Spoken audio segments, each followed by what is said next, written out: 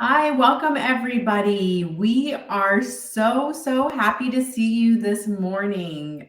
We will get started in just a minute, but before we do, I would like to go over a few items. First of all, we'd like to remind everyone of our commitment to maintaining a safe and accountable space. If you experience issues and need assistance, please reach out to me by sending me a direct message found at the top right corner of the event. And my name is Cynthia Rivera, so I'm here to help you. To walk through the tools in the session, I'd like to draw your attention to the vertical bar featuring several icons on the right of your screen. If your event feed is open, it's going to be hiding your vertical bars. So please close your event feed by clicking the X in the upper right corner of the event feed box. The event feed is like a chat box for the entire event rather than just this session. So we want you on this session's tools. Once you've closed the event feed, you'll be able to see a vertical bar with several icons. You'll see speech squares. That's the chat box for the session. The Q&A icon, please use this to ask your presenter questions. You may also vote for questions if you're very interested in hearing the answer to a question.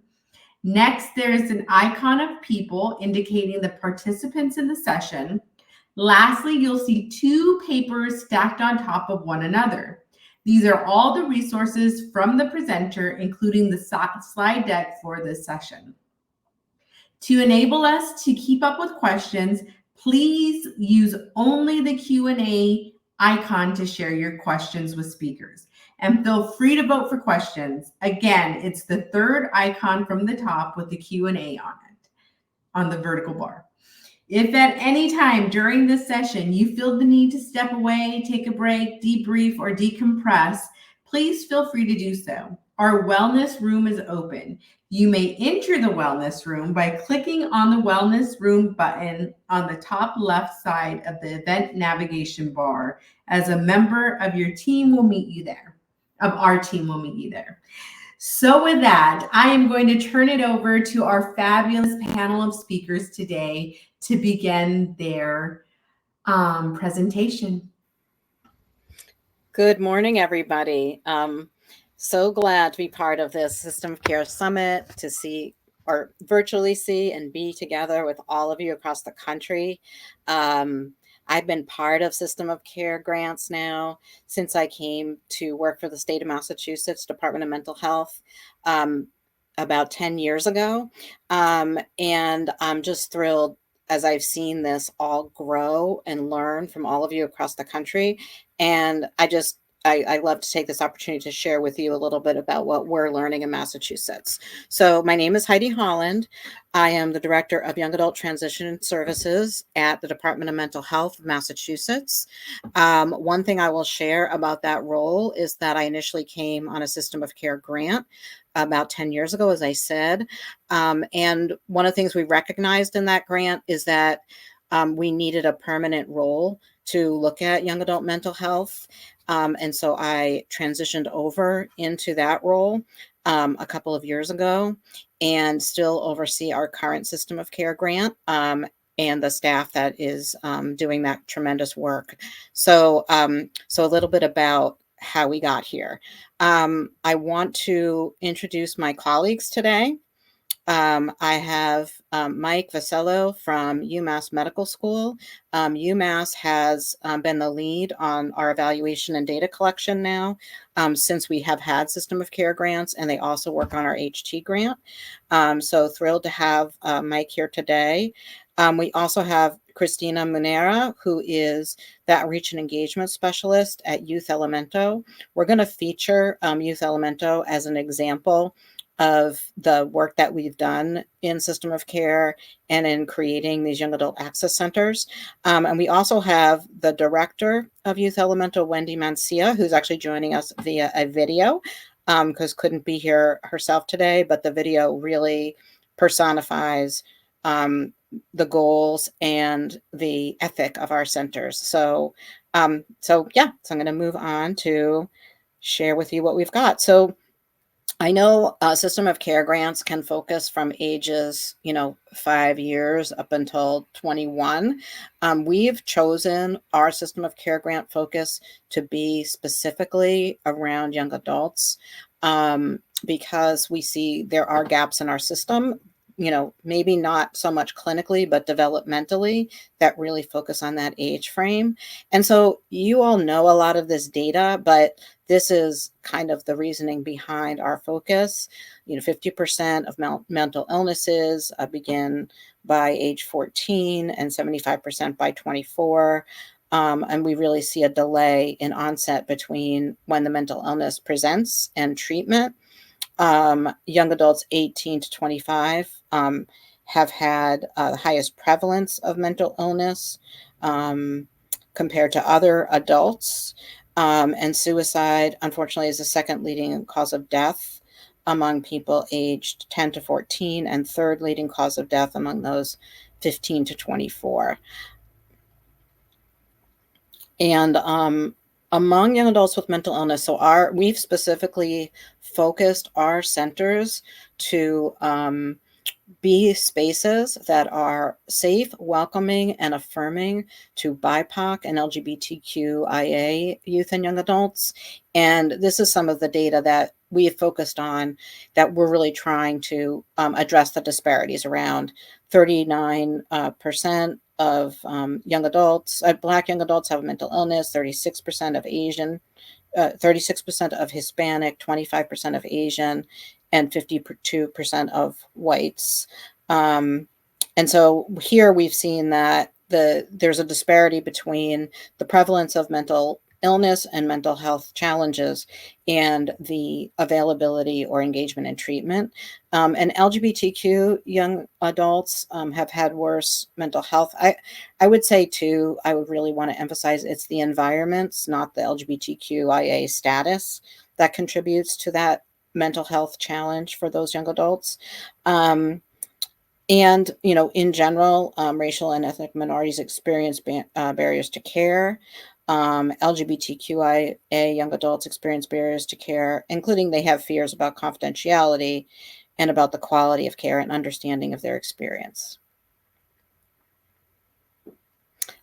So one of the things anyone here who works in the state system especially knows is that the gap between our child, youth, and family services and our adult mental health services is large. And one of the things that we see is that services that are specifically geared towards young adults are lacking. And one of the goals of our system of care grants have been to bring up that middle silo so that we have a service system that really serves these young adults, not just clinically, but really meets them where they are in terms of their developmental needs.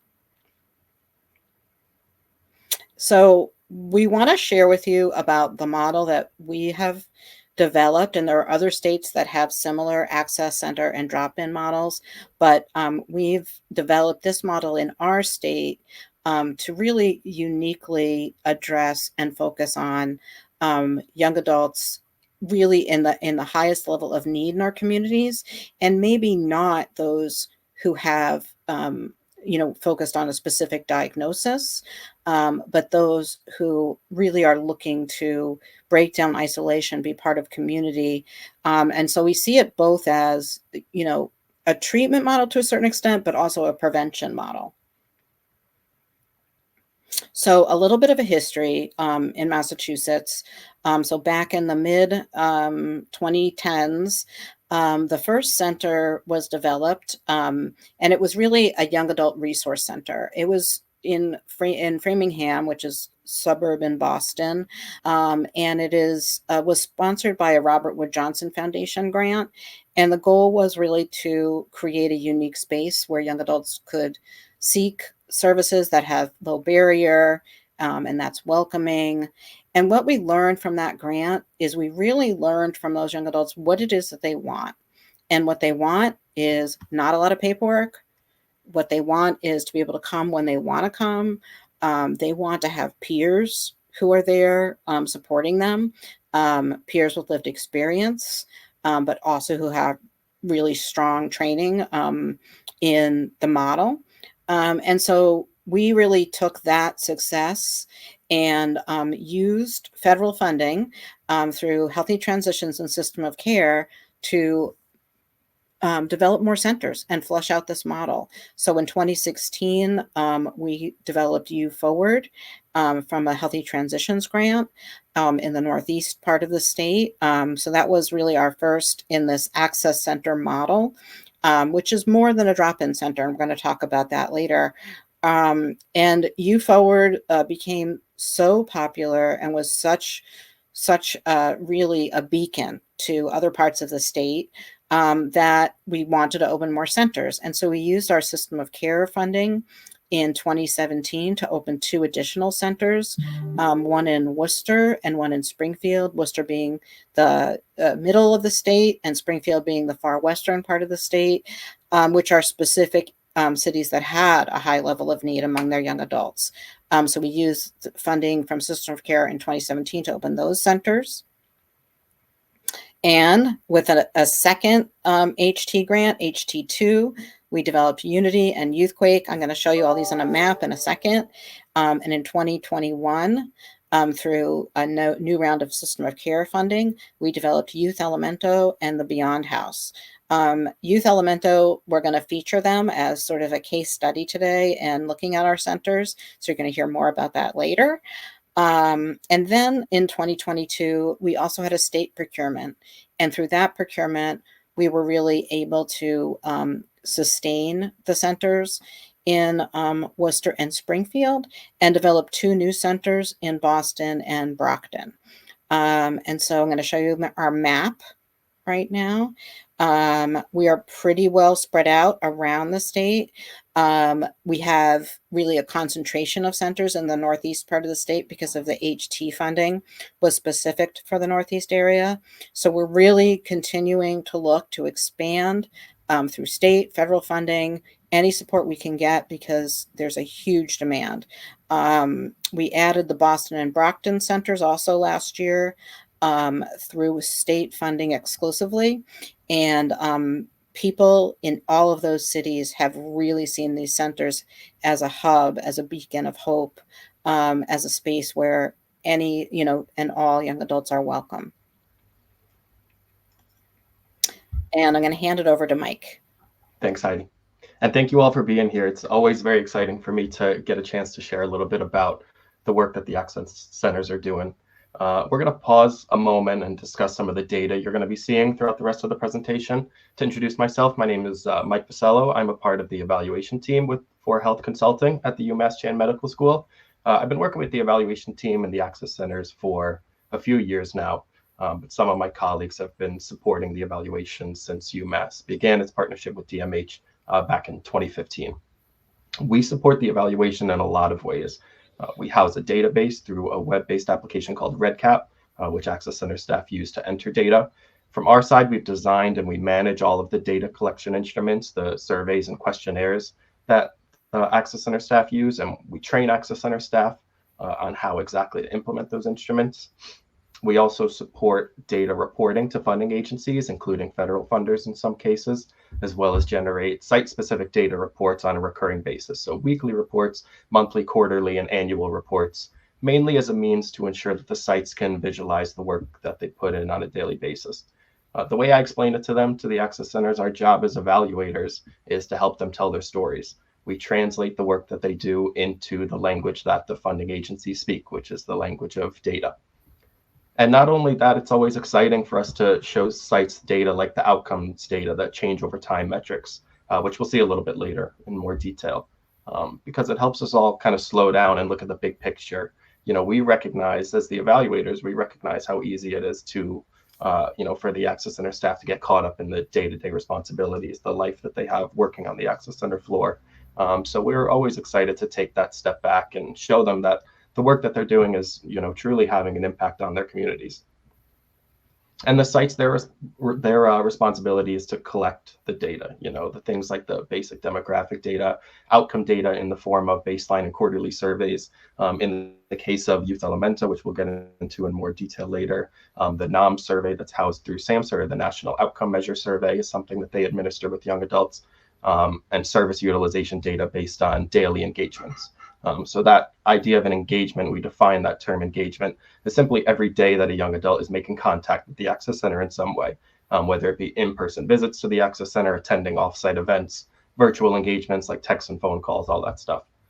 The engagement forms that the site staff fill out in REDCap give us data like who the young adults are engaging with at the Access Centers, what kinds of things they're doing at the Access Centers, what kinds of specific services they're looking for, if they're looking for more specific one-on-one support in certain domains. We'll see all of this a little bit more in depth later on. And through all that engagement data, we're able to track things like how many young adults are attending the Access Centers, how frequently, what they're working on. Let's look at a little bit more data on that in specifics right now. So this data is everything available in the current database in REDCap that we're using, data since 2020. When things like funding sources change or contracts are renewed and rewritten, there are new requirements for data collection and data reporting. The databases might undergo larger scale changes. Where we're at today, things have been pretty static in terms of the data that we collect and analyze since 2020. So all the sites that we're working with right now have been using the same database since 2020. I will say though, while the data reporting requirements and all that good stuff has remained the same, the evaluation team, myself and the rest of our team we're constantly having conversations about ways that we can improve the database, ways that we can update things like demographics to make sure the data we're covering is reflective of the populations the sites are serving, and also generally just to make data collection easier and more efficient. Try to take as much of the burden as possible as we can off of the site staff and allow them to focus on what they were hired to do, which is to engage their communities and work with the young adults on the floor.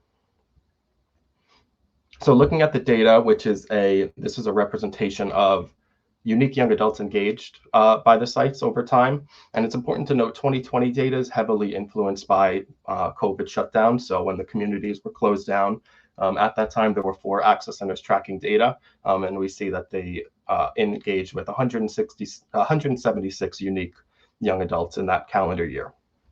That was also a time when 2 of the Access Centers were just getting started and focusing more on outreach. And we see that as they kind of got their feet under them and as COVID shutdown started to lift and communities began to open up in 2021, the number of unique young adults engaged across those Access Center more than doubled to 389 young adults. Starting in 2022, there are now 6 Access Centers tracking data. And to where we are today with the new state procurement Heidi mentioned earlier, funding 2 brand new centers and bringing an additional 2 existing centers on board the evaluation. We currently have 10 Access Centers fully functioning and tracking data. Between them all, they engaged almost 1,300 unique young adults statewide in 2023. And given the data we already have for 2024, those sites in 2023 who are getting started now having another year of outreach under their belt experience, we're expecting a continual tick upwards into 2024 and beyond. And here, similar to the last slide, we're looking at total engagements by young adult though. So how many young adults are coming to the centers, talking virtually, attending those offsite events, every instance of contact that young adults had with the centers. What's interesting to note here is that when we look at something like engagements per young adult, we see that in the years where sites are spending a lot of time getting started, focusing more on outreach. So that's in 2020 and 2023 with new sites coming on board. The engagements per young adult number is a bit lower than typical, about 10 engagements per young adult. But once they're settled in and running the Access Center, so 2021, 2022, that number jumps to around 14 engagements per young adult.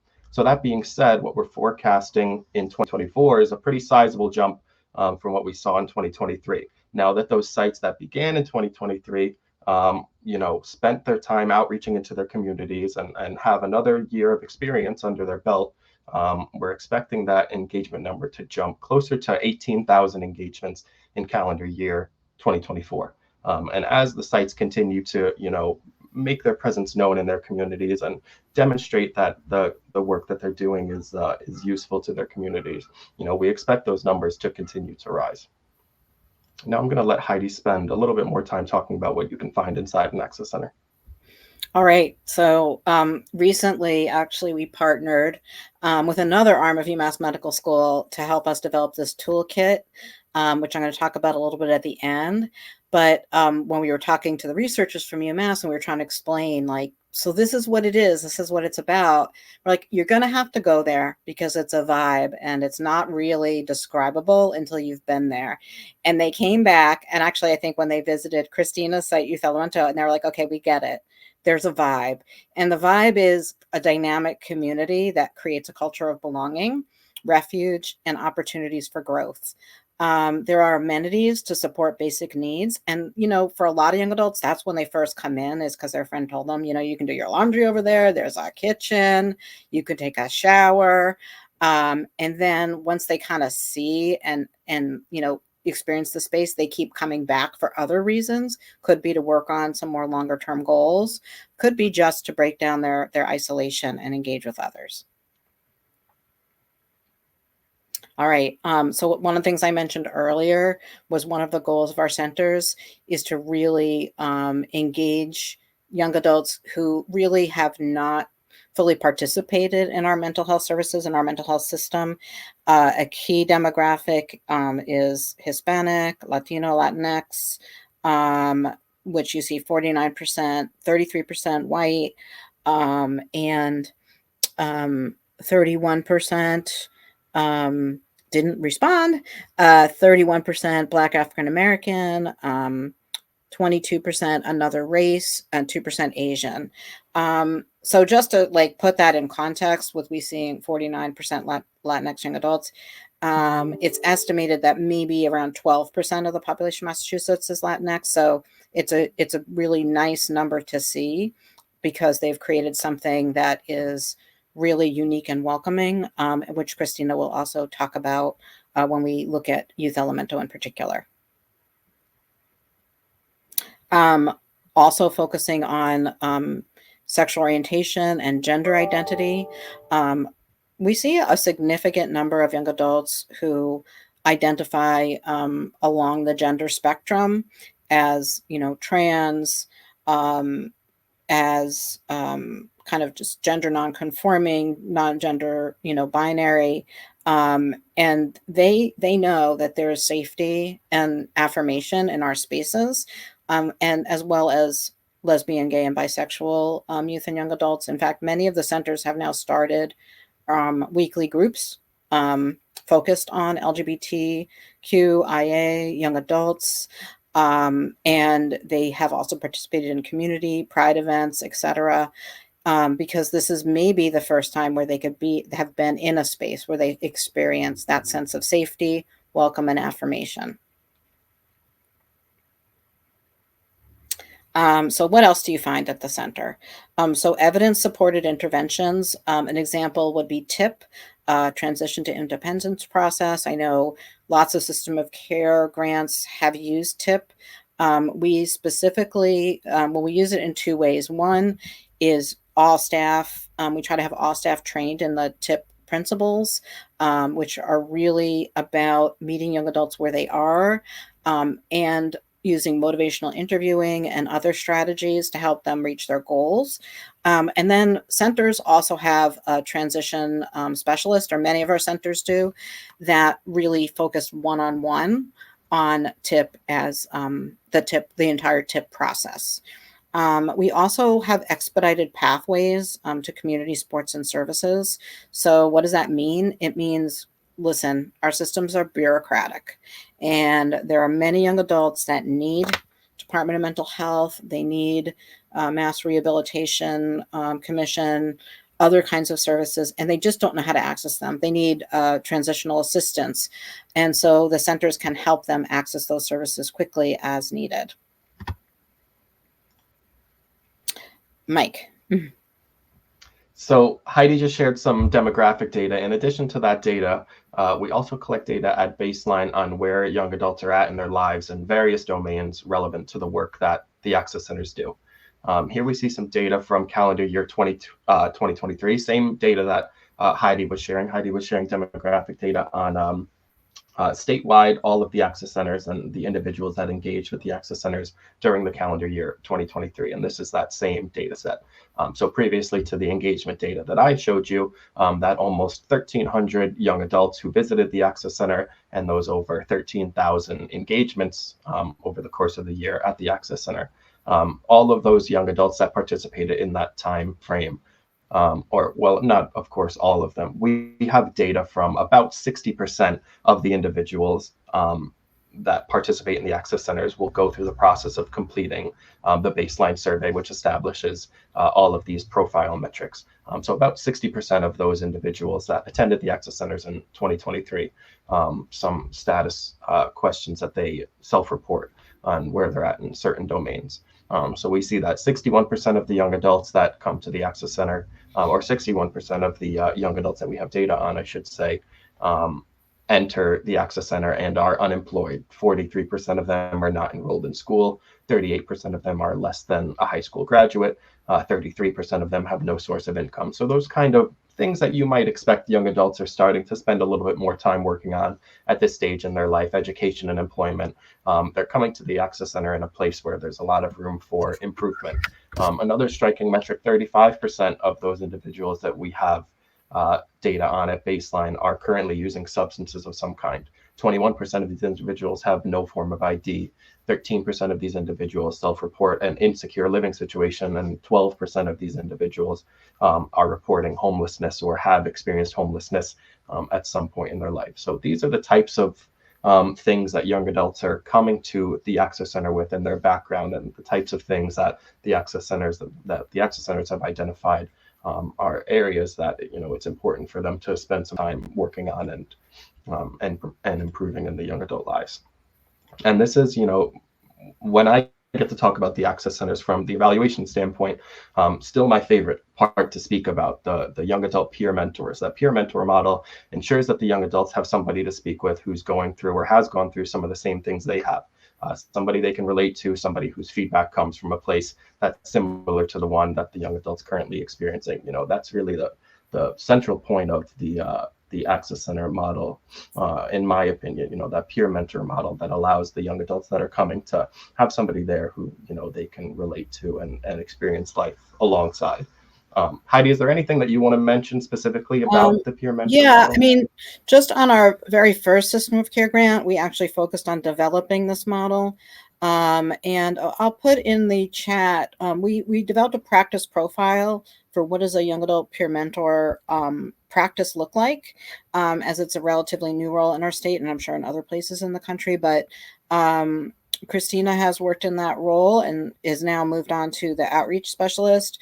And Wendy, who you'll see in the video, has also worked in that role. So you're going to hear and see from them some of the unique experiences that they bring. So, okay, Mike. Thanks, Heidi. So that engagement form that we spoke of earlier is also able to show us exactly who the young adults are engaging with. Statewide during calendar year 2023, we see young adults mostly engaging with those peer mentors at the access centers, by a wide margin. Other than peer mentors, the access centers are staffed by a number of specialized individuals. Something that Heidi was talking about earlier, the TIP model, the transition facilitators, those peers that are trained in the transition to independence, the TIP model, and focus specifically on things like goals planning. They support young adults in a number of ways as young adults prepare for independent life. Young adults are engaging with those in high numbers at the access center. They also speak with, of course, the supervisors of the access center, one of which Wendy will be hearing from later. Recovery navigators are individuals who focus specifically on the substance use and recovery supports that young adults might be interested in. And with some of that profile data I showed you earlier, that's an identified need in these access centers statewide. Specified staff are dedicated to education and employment, outreach and engagement, or individuals engaging families. Now, based on the data that we see here, the family partner role, it's much newer than the others, kind of in a pilot phase right now, hence the lower numbers. But engaging families is still one of the highest priorities of the access centers. And Christina is going to talk about that a little bit more in depth later on.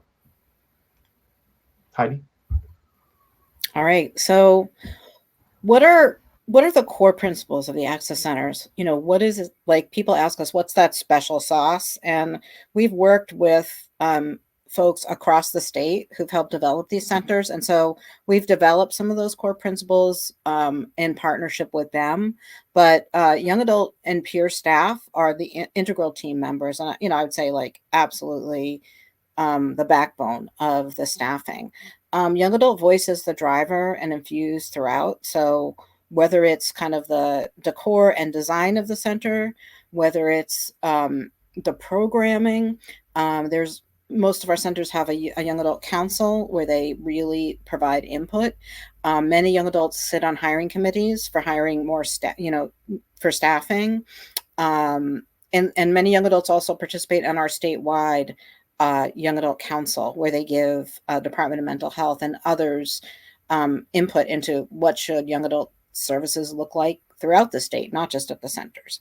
Young adults choose and guide their own participation based on evidence-based services. So for some young adults, just meeting with the peer mentor is exactly why they are coming. For others, they want to really focus on their career and education goals, and they might really work much more with the transition facilitator who will use the TIP model. They also respond to, changes in the broader culture, so whether this is new immigrants coming into their communities and what those immigrants need, whether it's the evolution of sexual orientation and gender identity terminology.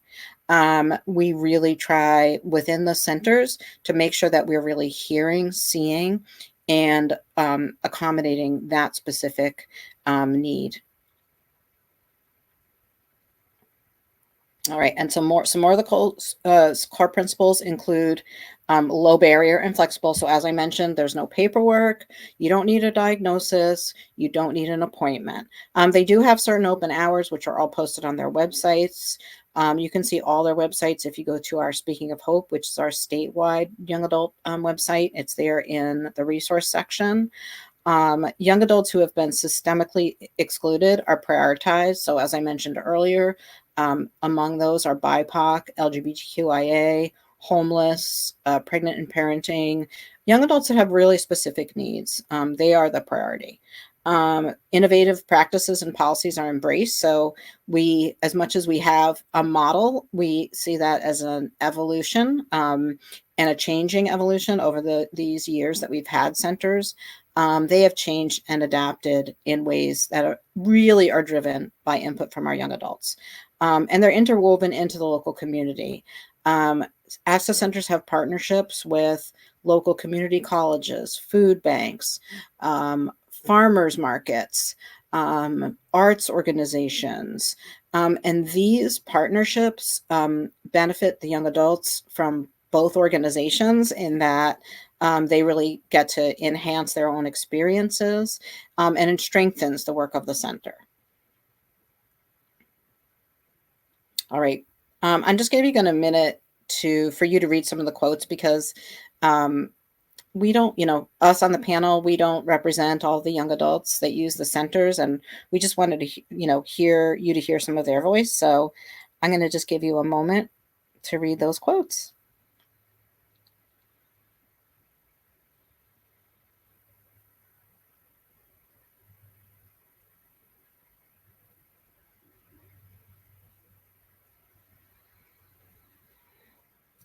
Okay.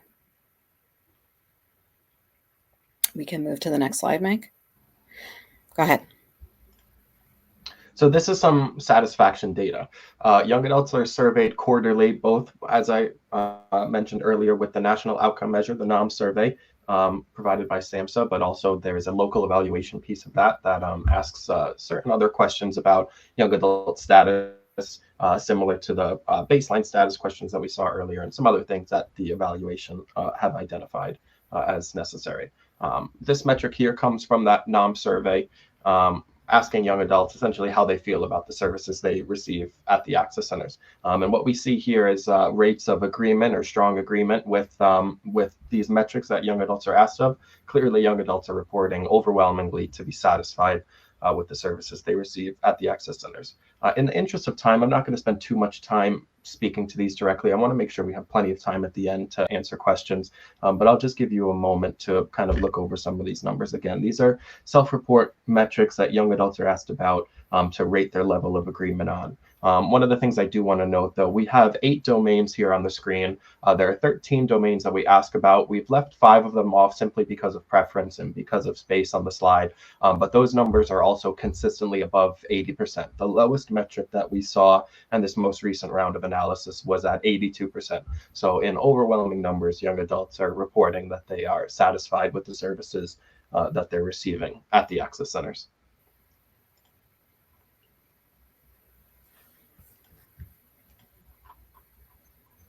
And now this is my favorite thing to talk about, the outcome data. This is that change over time metric. So young adult report on baseline compared to quarterly to quarterly. You know, as young adults spend more time with the access centers, how are things in their lives changing? For me, this is exciting because as evaluators, like I was mentioning before, it gives us that opportunity to show the sites the impact that they're having in their communities.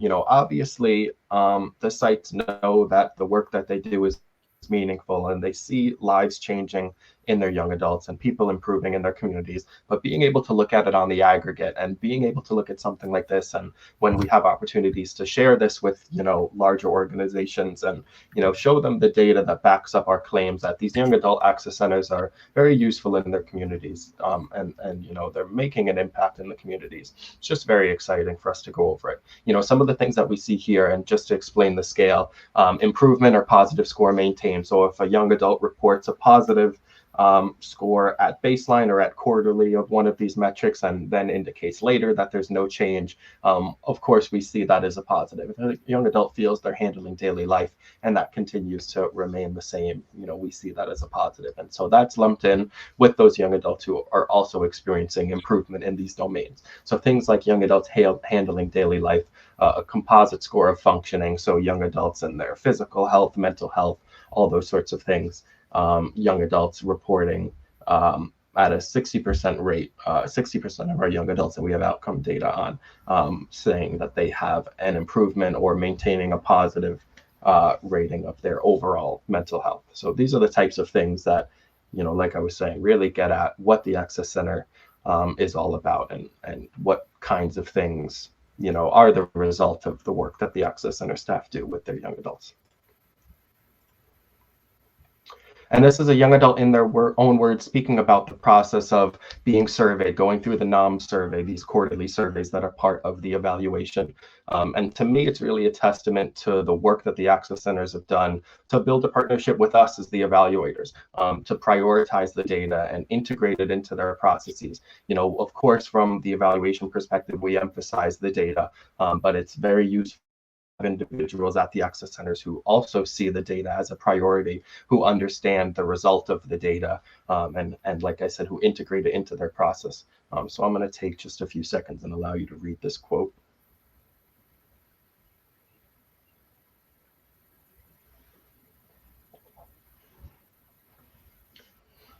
And what I like to hear about here is that follow-up process. You know, it's not just something that is a box to be checked as a part of the evaluation. I did my survey and I went through the process, and that was that. A part of the survey is for young adults to track the goals that they have and what kinds of support that they're looking for at the access center. And the access center staff take that seriously, and they follow up with the young adults and ask them about their goals. And it's not in a way that sounds pushy or feels pushy. It's you know, the young adults taking hands with the access center staff and, you know, supporting each other through their lives. And there's an access center toolkit coming soon. Heidi, would you like to speak a little bit about the toolkit? Yeah, sure. You know, we right now we're at a place where we've developed this model.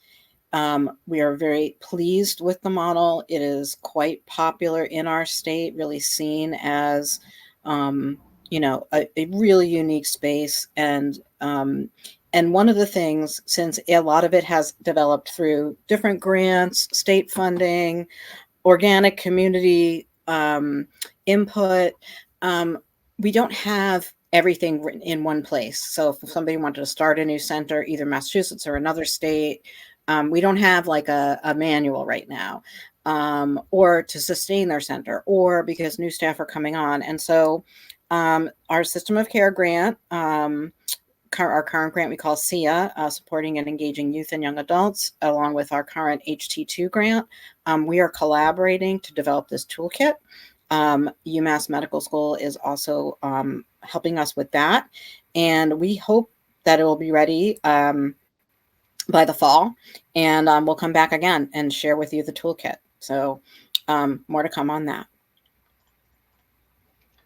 So up to this point, we've spoken about all 10 Access Centers statewide. Now we're going to shift specifically to speak about the Access Center in Chelsea, Massachusetts, Youth Elemento. We're very fortunate to be joined by Christina, the Outreach and Engagement Specialist from Youth Elemento. Would you mind introducing yourself, Christina?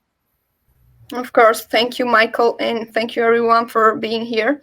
It is an honor for me to be here representing Youth Elemento. Wendy Mancia, our program manager, is not here today, but we, as Heidi and Mike have been mentioning, we have a short video that I am so excited to share with you. Thank you. So this data we're looking at here is specific to Youth Elemento. This is demographics for all active young adults during calendar year 23. So all young adults who engaged at least once during 2023. Some of the striking things that we see here, Youth Elemento specifically is so unique from the other access centers we see in the state because their metrics of things like young adults self-reported racial identity, 95% of the young adults that we have data on at Youth Elemento identify as Hispanic. 66% of individuals identify that their preferred language is Spanish. So these are striking numbers. You know, LGBT identity, if you recall back to the statewide data, is relatively consistent with what we see, as well as the age data. 16 to 20 is kind of the sweet spot where most access centers stay at. Some individuals that come to the access center are younger, some are older. But, you know, Youth Elemento is very unique in that their population is very heavily leans towards Hispanic individuals who speak Spanish. Christina, is there anything that you want to add about the individuals that you work with? Yeah, basically, as you just said, Mike, our population, we have a large Hispanic percentage here. So that's why for us as staff, it's very important to be bilingual. And not only that, but also bicultural. So we have a better understanding where our young adults are coming from. And so we can deliver those services accordingly. We also have service utilization data specific to individuals coming to Youth Elemento. So this is really the crux of what the access centers are about, a place for the young adults to come and do what they got to do and use the amenities, a place for them to hang out, do some recreational activities, you know, hang with their friends. There's computers at the access centers, there's games at the access centers, you know, conversation. This is what, you know, the access centers are all about. It's a low barrier resource, a place to decompress and chill. One of the things I know is specific to Youth Elemento, they have a highly utilized food pantry that represents a lot of their noted amenities engagement. So young adults coming with their families to utilize the food pantry. But like I said, that, you know, this shows what the access centers are about. It's a place to hang out, a place to do what needs to be done. We also have some specific data on the type of support that young adults are getting at Youth Elemento. And these are the type of things that, you know, you might expect young adults are trying to improve in their lives, their relationships with other people, their self-determination or that autonomy to make decisions on their own. Education and employment are things that we spoke of earlier, you know, emotional and behavioral well-being, mental health, daily living skills and communication. All these different domains that we track that, you know, if you were to think about when you were a young adult, the types of things that you were trying to work through. And as we understand development, the type that, you know, the type of things that are emerging in young adulthood, you know, these are the types of things that young adults are coming to get services for. One of the things that's not represented in the data is what we spoke of earlier briefly, the family partner role. And I know that Youth Elemento specifically is working hard to engage families in the work that they do. Is there anything, Christina, that you'd like to add about that specific family engagement that happens at Youth Elemento? Yes, we're constantly trying to engage our families in our drop-in center by inviting them to activities like, for instance, we're having an open house in the next couple of weeks. And so we're inviting families to come and take advantage of the resources that we're going to have here. Another thing is the food pantry, as you mentioned earlier. we are always encouraging families to come and take advantage of that food, the clothing donation that we have. So in that way, we can build rapport, not only with the young adults, but also with their families.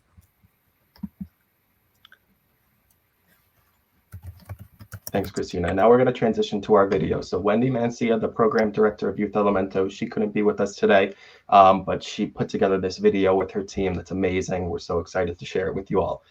Again, in the interest of time, after the video plays, we'll jump straight into answering any questions that you all have. Over in the resources tab is a copy of this slide deck if you're interested in it. It also has all of our contact information at the end. So if you're interested in getting in touch with any of us about anything specifically, all of that information is there for you. You know, anything that you found in the slide deck, any questions that come up later in the day, anything we didn't get to today, feel free to reach out to any of us. You know, I'm sure I can speak for us all when I say speaking about the Access Centers is something that we have no problem making time to do. Without further ado, let's get to the video. So we're going to start. Woo. Here we go.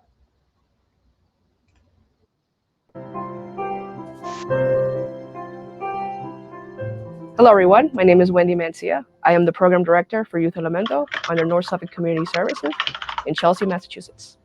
Chelsea is known as the smallest city in Massachusetts and has the second highest percentage of Latinx residents in Massachusetts. Chelsea became a sanctuary city in 2007 and is home to thousands of migrants. Currently, due to the humanitarian crisis, there is an influx of migrants arriving from Haiti, South, and Central America. Chelsea is an urban city and is very diverse. You will find that there are many delicious restaurants that range from many different cultures. You will find many small family-owned bodegas, and you'll find many churches and many different religions in the city. Chelsea, like Boston, is filled with so much rich history. I was born and raised here in Chelsea, and I grew up in this urban lifestyle that came with this city.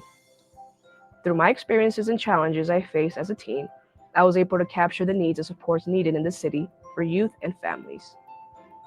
As I grew older, I entered the mental health field and started as an administrative assistant for a youth program and worked my way up to where I am today. I am passionate in advocating for all youth to receive equal opportunities by creating a supportive community program here in Chelsea. Coming back to work for Chelsea, I was very surprised to know that there was a lack of LGBTQ+ programming here in the city. At Youth Elemento, it is very important to demonstrate to young adults that this support is in place not only here, but in their city as well. Currently, over a third of young adults identify as LGBTQ+. Language access is also very important. Youth that are migrating to this country have never had this type of support, and it is important to host support groups in their language. We also wanted the space to be wide, open, and inviting. The colors and designs were chosen by the young adults. They wanted a logo that represented youth culture and Chelsea. The word Elemento was chosen because it was inviting not only to English speakers, but also for the Spanish population.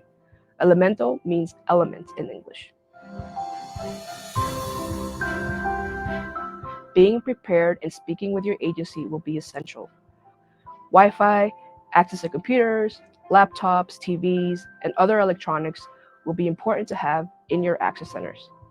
The school system is what really helped us reach hundreds of young adults. Slowly, we started seeing young adults tour the space. Once we became known, young adults started sharing these resources with their friends. We did not see an increase in numbers until 7 months after we opened. Our initiative is to create a safe, accessible, and welcoming environment where the youth can explore their own strengths, goals, dreams, beliefs, values, passions, and identities. We provide culturally appropriate supports, services, and approaches that help cope with the growing needs of mental health challenges to empower youth to thrive. We are here to break the barriers that keep young people from leading successful lives. Hi, my name is Candy Magaña. I am from Guatemala. My pronouns she, her. I am peer mentor of Youth Elemento.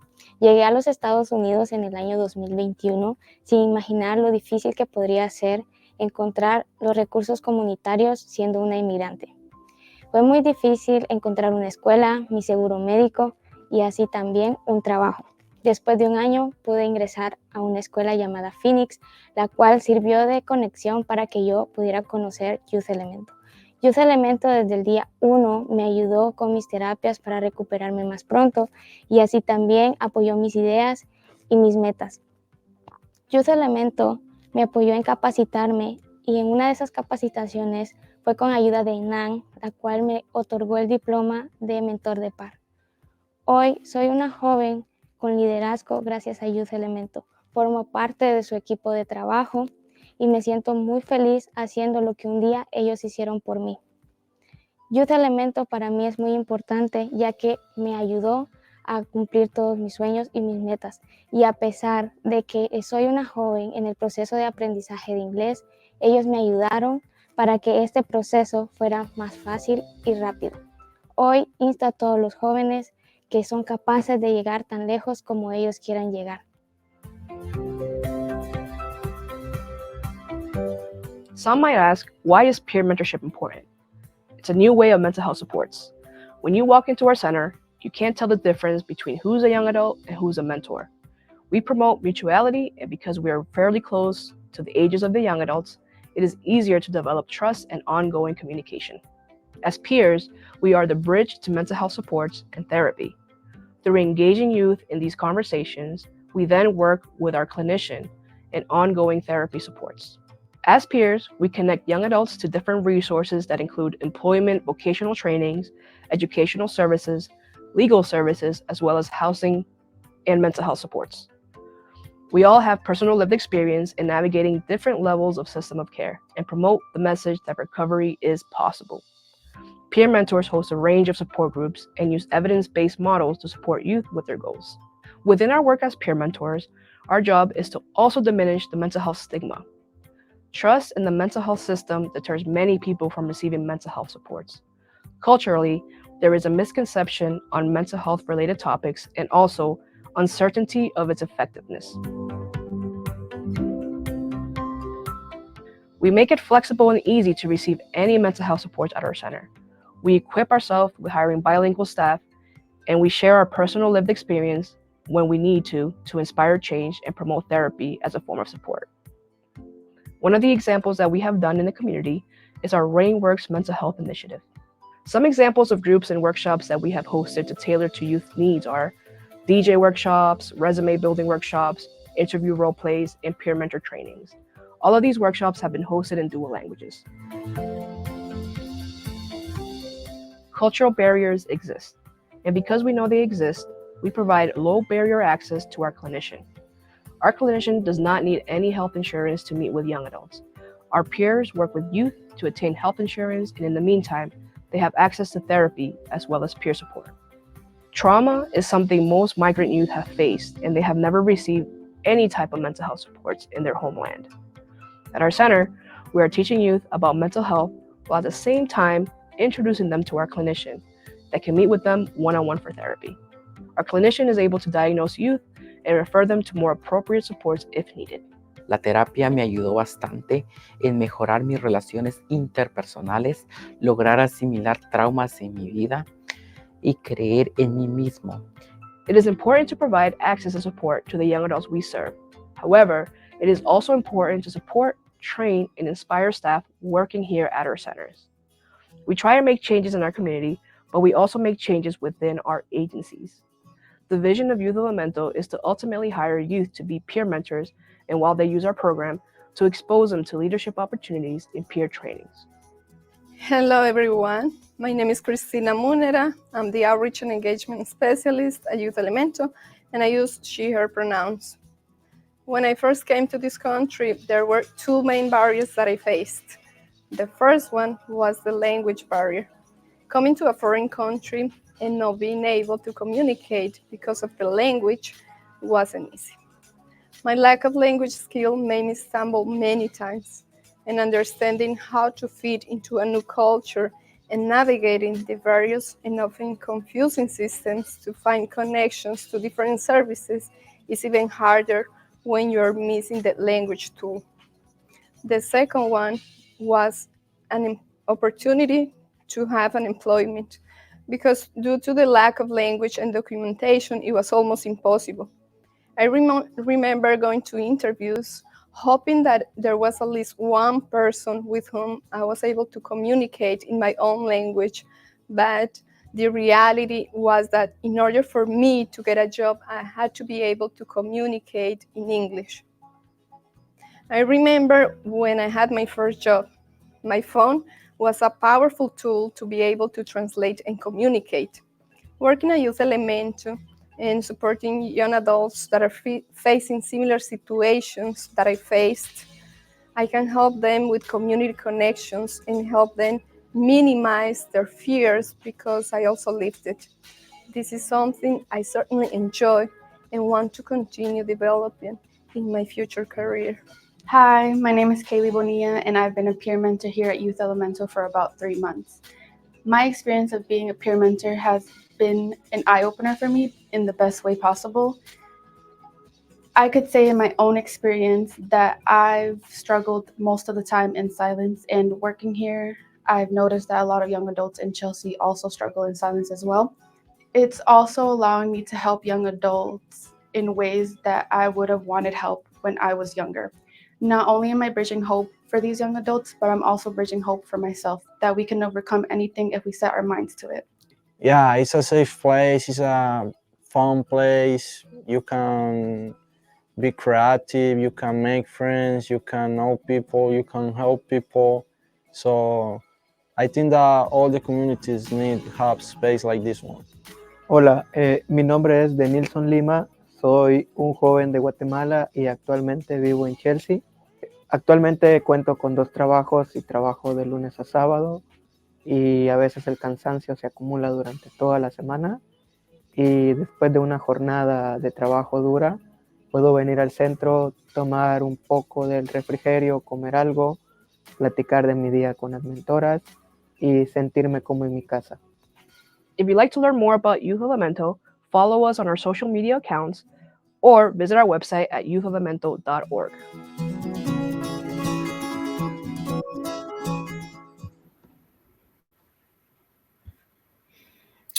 So we have a little bit of time for Q&A, maybe like 2 minutes, and then Cynthia will do the closing. Cynthia, you said there's already some questions in the chat. Yep, we do have some questions. The first one is generally, what are the days of the week and hours that the centers are open? Do you want to say, Christina, for Youth Elemento? So for Youth Elemento, we are actually closed on Mondays because of staff meetings, and we have to work on programming activities for the week. And then we are open Tuesday through Friday from 11 to 6 p.m.